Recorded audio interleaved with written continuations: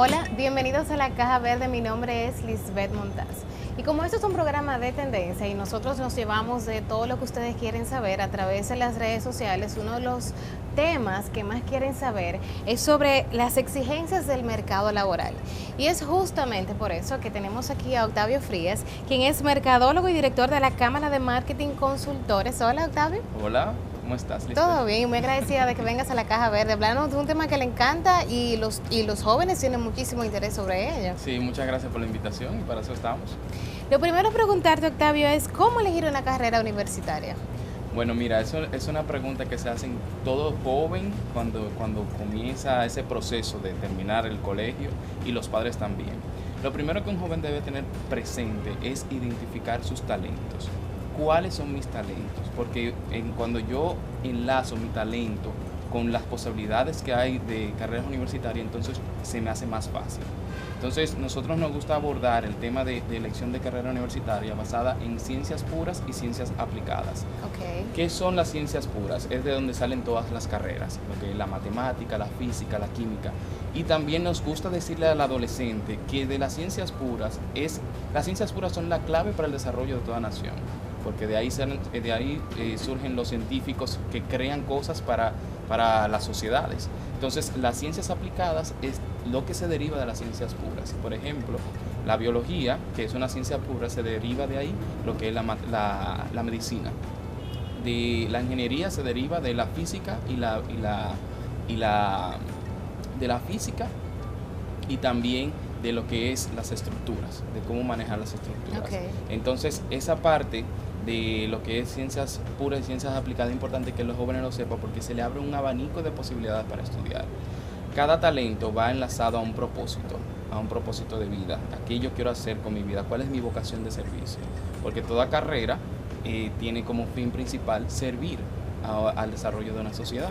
Entonces, cuando el joven conecta su vocación de servicio con su talento y las posibilidades de qué puede estudiar, entonces es más fácil yo elegir una carrera universitaria.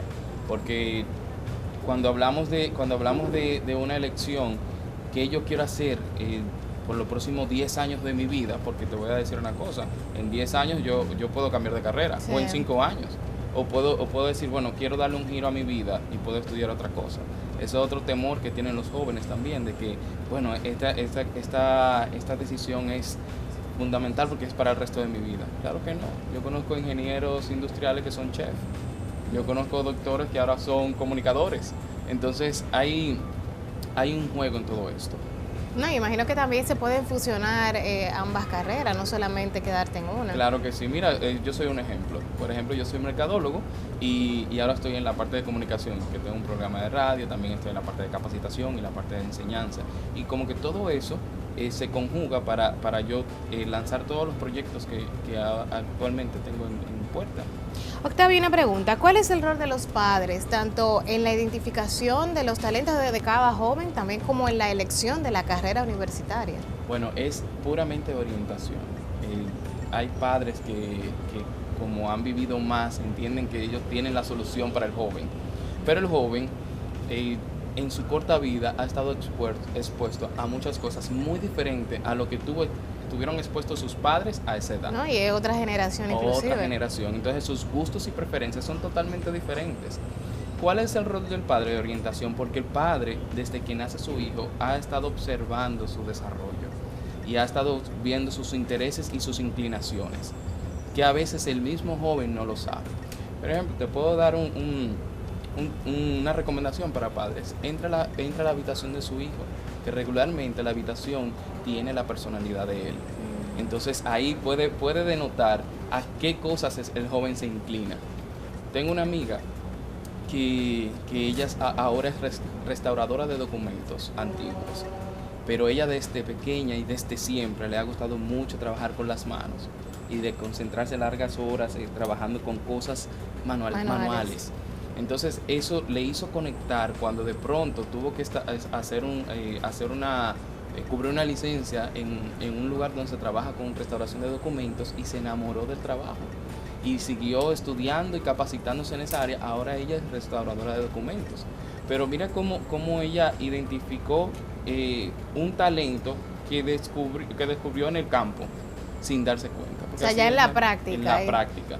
Entonces, cuando el padre comienza a observar al joven y ver esas inclinaciones, esos intereses, es más fácil orientar, sabiendo qué carrera se acopla a esos talentos. Cuando el padre decide por el joven, tú vas a estudiar tal cosa, o nuestro negocio familiar se trata de tal cosa, tú tienes que estudiar esto, entonces ya el joven comienza a sentirse obligado, y de una manera tan inconsciente puede que quiera complacer al padre, pero al final, a la larga, eso crea un malestar, y de pronto tú te encuentras con personas que no están conformes con su puesto de trabajo, que no están alegres por lo que hacen. Entonces ahí viene que no me siento bien, que mi trabajo siempre es un dolor de cabeza y que necesito un cambio en mi vida. Entonces ya cuando tú te embarcas en una carrera de 10 años, muchas personas no tienen el valor de pronto hacer un switch. Y soy ingeniero industrial y ahora soy chef. Porque no creen también en los cambios, la gente es renuente a cambiar. Exactamente, todo el mundo se resiste al cambio y eso es natural, pero el tener el valor de cambiar, no todo el mundo tiene ese valor, por así decirlo. Y las personas que eligen carreras, ya sea porque está de moda o tal carrera es la que está dejando dinero, ¿qué consejo le podría dar? Bueno, lo primero es que yo le digo a los jóvenes, por ejemplo, en mis talleres de orientación, no puedes elegir una carrera pensando en que te vas a hacer millonario. El tema de creer que porque yo voy a estudiar X carrera me voy a hacer millonario, eso es una falacia, como dicen. ¿Por qué? Porque yo voy a trabajar por dinero. El que trabaja por dinero, al final el dinero no llega. El que trabaja por pasión y por amor, eso llega solo. ¿Cuáles son las áreas que los dominicanos se interesan más para estudiar? Bueno, eso depende mucho de los estratos sociales. Por ejemplo, hay un estrato social que tú le dices que tú vas a estudiar contabilidad, porque tienen la influencia de los padres, tienen la influencia de su entorno. Bueno, yo he visto que fulano de tal ha salido adelante con tal carrera. Entonces, por lo que ven y por lo que están expuestos, entonces eligen en base a eso. Entonces ahí entramos nosotros y tratamos de orientar, de que tú en realidad tienes que identificar qué es tu talento, cuál es tu propósito. Nosotros nos vamos a una parte como más espiritual, donde decimos que así como cada célula tiene un propósito en la vida o en el universo, así cada ser humano tiene un propósito. Lo único que tú tienes que saber cuál es ese propósito. Inclusive nosotros tenemos un congreso, que es el segundo Congreso Internacional para Adolescentes, que trabaja ese tema, el renacer de tu propósito. El propósito está ahí. O sea, que todo fundamentalmente se basa en tú reconocer cuáles son tus talentos, y muchas de esas acciones que tú haces es desde la casa. Exactamente, sí. Ahí hay una parte que, bueno, los padres juegan un papel fundamental en esta decisión, porque no es que voy a exigirle a mi hijo estudia tal cosa, pero tampoco no es que me voy a desentender del tema, claro, sino que voy a tratar de crear como esa sinergia entre mi hijo y yo, para yo poder darle la mejor orientación y que conecte con ese propósito del que hablamos. Bueno, eso hay que tenerlo muy pendiente. Vamos ahora a un corte comercial, pero cuando retornemos continuamos hablando de las exigencias en el mercado laboral.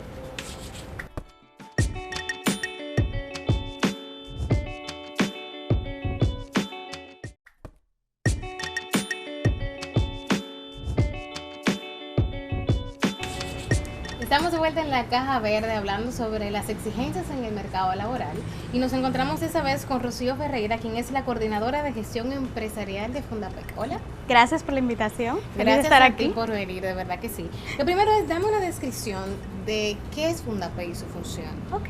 Fundapec es una institución privada que nace con la necesidad de otorgar préstamos educativos.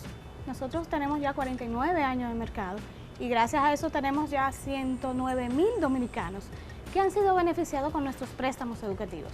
Nosotros damos préstamos de todo lo que tenga que ver en la rama de educación, ya sea grado, posgrado, maestría, educación continua, así como cualquier curso de especialización, tanto para cualquier tipo de persona y cualquier clase social. ¿Cuáles son los beneficios que le pueden dar al estudiante?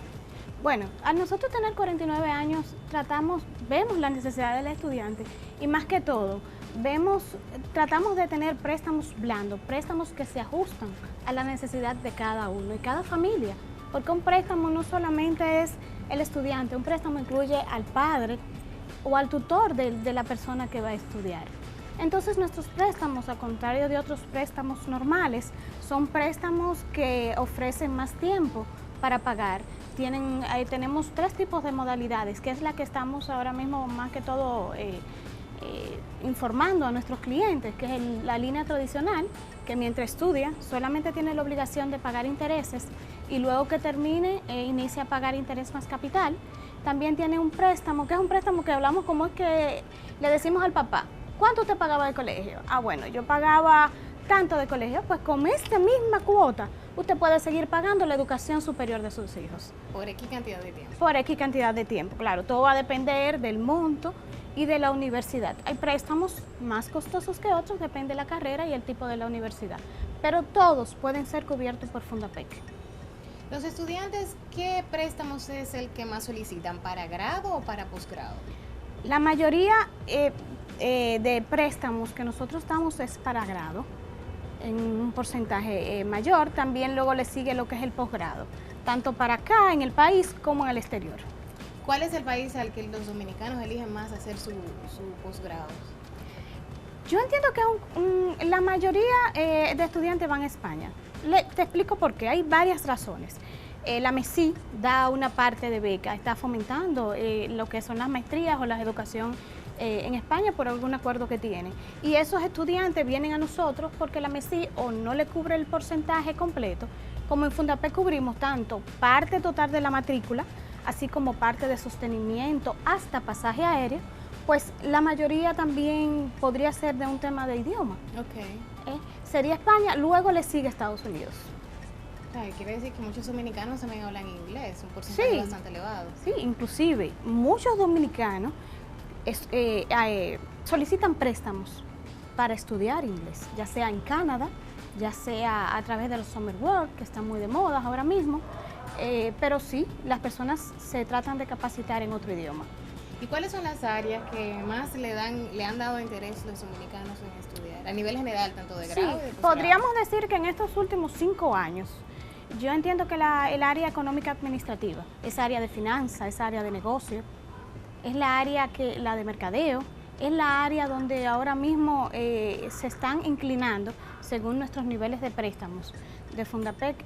También le sigue lo que es medicina, luego arquitectura, leyes, el derecho, entre otras. ¿Y ustedes tienen algún plan de inserción laboral una vez los estudiantes se van fuera y retornan al país sin ningún tipo de experiencia? Sí, es uno de nuestros proyectos inmediatos, de nosotros hacer un banco de información, donde luego que ya este estudiante que llega o este estudiante que sale de la universidad aquí puede tener su hoja de vida con nosotros y nosotros tratar de darle la información a las empresas. Es un proyecto, no es un proyecto que está, pero es un proyecto inmediato, que estamos trabajando en eso, porque la idea de Fundapec es formar profesionales. ¿Por qué? Porque a través de la educación, la única forma de nosotros desarrollarnos, de mejorar nuestra calidad de vida, es en base a la educación. Entonces, Fundapec, por eso oferta préstamos para educativos, porque es la base del desarrollo de la sociedad. ¿Y cuál es la importancia del promedio universitario o en este caso también del colegio para poder optar por un préstamo en Fundapec? ¿Es importante? ¿Se necesita? Es importante, pero no estamos cerrados. Nuestras políticas se han flexibilizado. Un chico que tenga un índice en un 70 puede optar por un préstamo porque la universidad lo recibe. Entonces, ¿por qué nosotros no lo vamos a recibir? Sí, puede mejorar y quién sabe, puede ser 100 luego de 70. O sea, que con un índice básico, un índice de un 70, que es un mínimo, que es un 2, que es lo mismo en la universidad, puede optar por el préstamo. Aparte de que nosotros solamente necesitamos o exigimos índice mínimo para iniciar el grado o técnico. Okay. Ya luego para posgrado, para maestría, para educación continua no necesitamos ningún tipo de índice, porque se entiende que la persona que ya hace un grado, ya inicia, cuando elige una maestría o alguna especialización, está insertado en el campo laboral y ya tiene un dominio de por qué va a hacer esa especialización.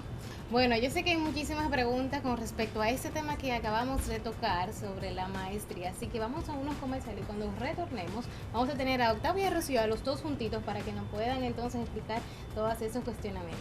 Bueno.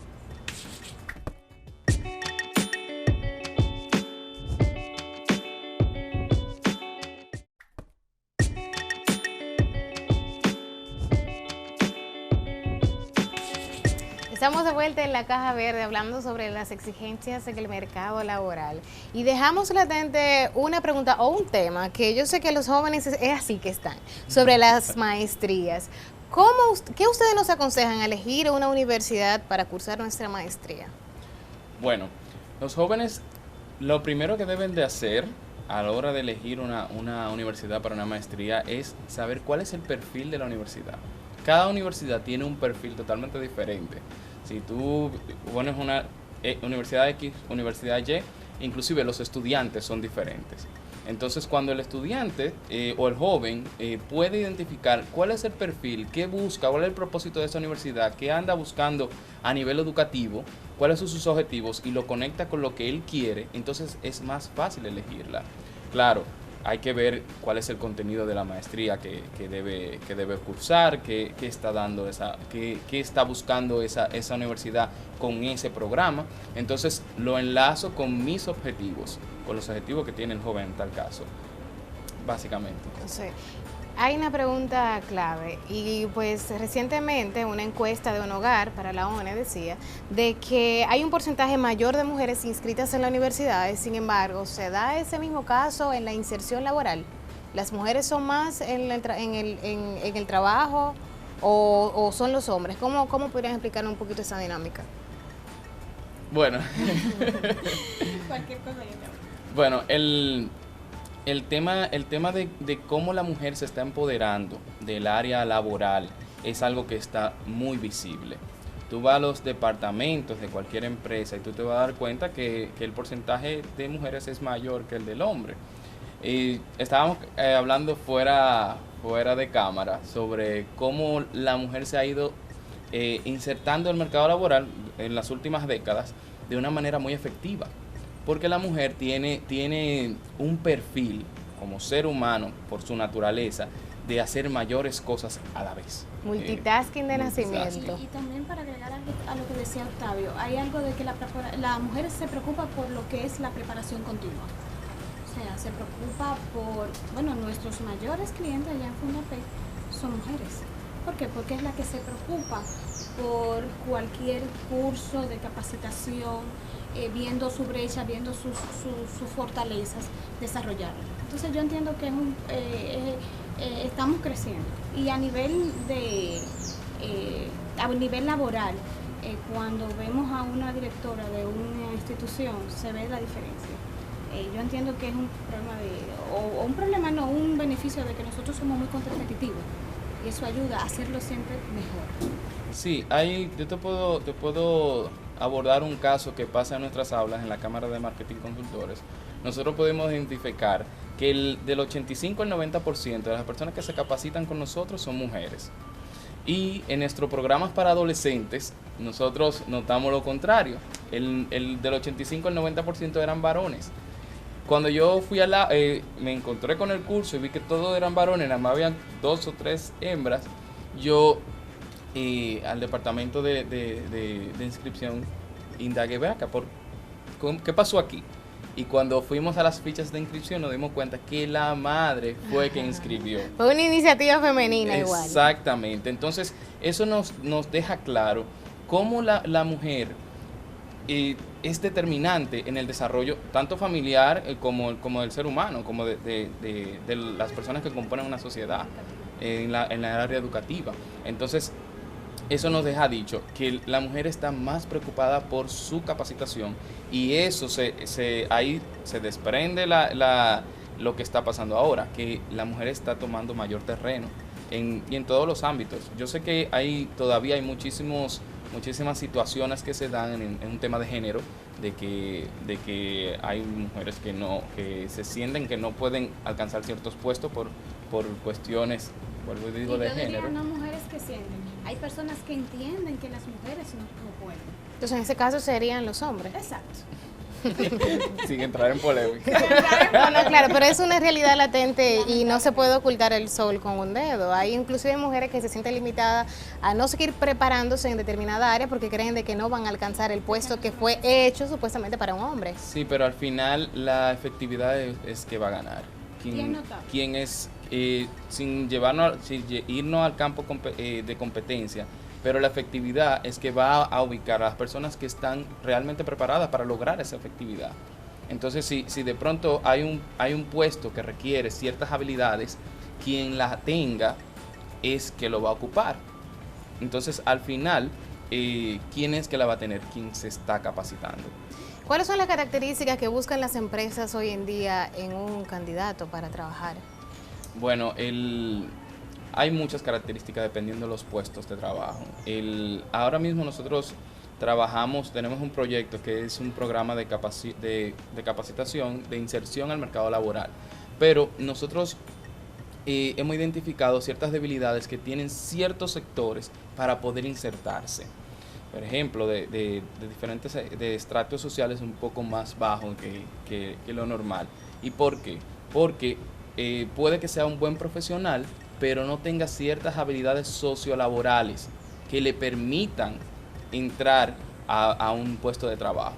Por ejemplo, el tema de la comunicación, el tema hasta de la ofimática, de poder manejar la tecnología que ahora mismo está utilizándose en las empresas. También el tema de la convivencia, de poder integrarme a un grupo, de poder relacionarme. Trabajar en grupo. Entonces, todas esas habilidades que regularmente uno la aprende en el hogar, hay ciertos hogares que no tienen, o ciertos padres de familia que no tienen esa capacidad de poder transmitir esa información o ese conocimiento. Hay un caso que aparece muchísimo y se da, yo diría que mucho en la parte de las artes, y es el hecho de yo te voy a trabajar gratis, pero para que tú te promociones. ¿Qué ustedes me podrían decir sobre eso? Yo entiendo que es un problema, es una forma de cómo tú te quieras proyectar. Las personas, ahorita decía Octavio en un bloque, que hacer una carrera por ganar dinero no es sostenible, no es justo. Yo entiendo que hay que ver también cómo puedes proyectarte. No todo es dinero. Sí, claro, sabemos que el dinero es importante. Nos desarrollamos y adquirimos cosas y eso. Pero el de yo trabajar con una persona, o de un joven trabajar con una persona y esa persona le puede transmitir informaciones, lo puede educar en tal área, nosotros, por lo menos en el caso de nosotros, no lo vemos mal. ¿Por qué? Porque llega un momento que ya, debido a toda esa información, a que esa persona te enseñó a trabajar o a desarrollarte en un tema específico, pues entonces puede que sí tú te insertes al campo laboral con una mejor remuneración. Pero eso no vendría siendo como un arma de doble filo, el hecho de que quizás una empresa se apoye permanentemente en tener colaboradores, como es el término que se utiliza mucho para estos jóvenes que quieren insertarse en el mercado laboral y que quizás no tengan una experiencia. Sin embargo, sabemos de empresas específicas que se encargan de eso, solamente tener colaboradores. Entonces, ¿qué balance podría hacer un estudiante que quiere tener experiencia, más no siempre hacer, vamos a decir, la palabra sería invertir, es la palabra, no invertir tanto para aprender, porque ya está en la universidad, yo quiero aprender contigo, pero yo quisiera también tener alguna remuneración económica? Sí, hay un tema de objetivos, y yo me he relacionado con muchos jóvenes profesionales que yo siempre le trato de inculcar que la humildad es muy importante. Okay. Te explico. Cuando un joven sale de la universidad, sale en cero a nivel de experiencia, si no ha trabajado antes. Entonces, estas instituciones que sirven de plataforma para ganar experiencia, eso no es nada nuevo y algo que yo no lo desapruebo.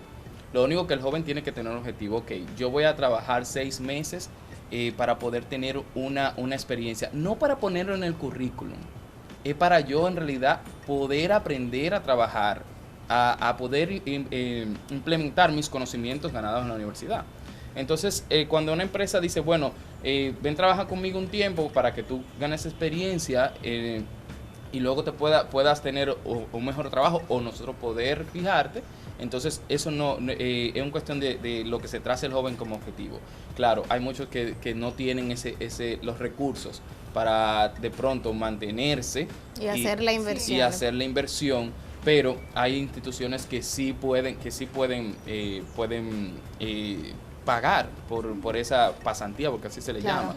Y también para diferentes áreas o estratos sociales hay programas que apoyan ese tipo de iniciativa. O sea que todo depende de la perspectiva que tenga el estudiante. Si tiene un norte ya dirigido, pues hacer la inversión es más que bien. Sí, y mire, y te voy a decir algo, hay jóvenes que tienen, por ejemplo, la capacidad o el apoyo tal vez de sus padres, de su familia, de poder hacer esto, de ir a una empresa y trabajar para ganar experiencia, pero dicen no, ya yo me gradué de la universidad, yo quiero ganar dinero, ya yo he estudiado bastante, pero cuando van a la empresa no tienen el expertise. Quedan un poquito cortos. Quedan un poco cortos, entonces la humildad es fundamental en este proceso. Yo salí de la universidad y entro como mercadólogo a la Cámara de Comercio y Producción de Santo Domingo y yo pensé que yo iba a llevarme el mundo por delante, porque yo me gradué de una universidad importante de aquí y yo me las sé todas.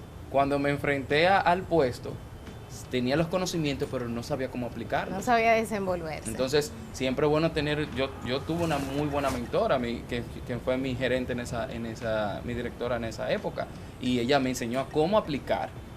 Y ahí fue que yo empecé mi carrera como mercadólogo. Pero yo en realidad salí de la universidad en cero. Bueno, y es un buen consejo que pueden tener los jóvenes, que yo sé que muchas de las preguntas se las respondimos, porque tratamos de indagar bastante sobre este tema para que no se queden con laguna. Agradecemos a Octavio Frías y a Rocío Ferreira, que nos acompañaron para hablar sobre este tema de exigencias en el mercado laboral. Mi nombre es Lisbeth Montaz, sigan en sintonía con La Caja Verde por Acento TV. Muchas gracias.